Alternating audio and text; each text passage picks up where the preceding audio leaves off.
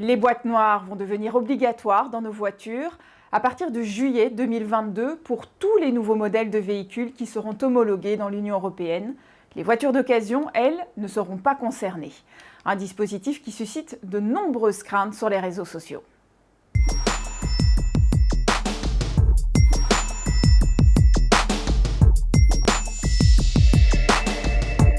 Si l'on en croit les très nombreuses publications sur Internet, ces boîtes noires pourraient enregistrer nos conversations en voiture. Or, c'est totalement faux.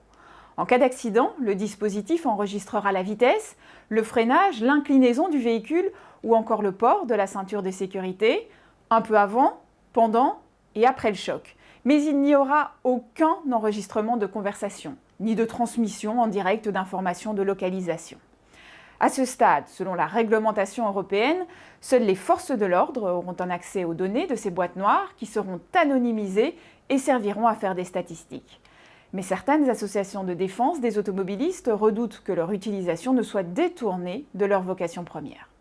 Un point d'alerte de l'association, c'est que ces données puissent, à plus long terme, être transférées soit effectivement aux assureurs, puisqu'on sait que c'est un souhait des assureurs et voilà, ils ne s'en cachent pas, soit évidemment aux forces de l'ordre dans le cadre d'un contrôle d'une infraction, par exemple.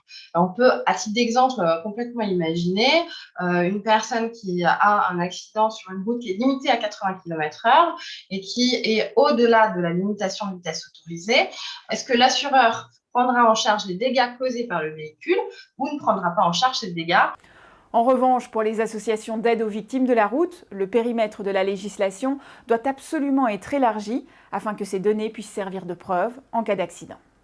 En cas d'accident grave, la justice devrait être en capacité de pouvoir avoir accès à ces données. Et d'ailleurs, nous, en tant qu'association Ligue contre la violence routière, c'est ce que nous demandons, parce qu'on sait que la première quête des victimes, c'est celle de la vérité. On a tous intérêt à ce qu'on se retrouve dans une situation où, en cas d'accident grave, la vérité soit établie avec les meilleures conditions et le moindre coût.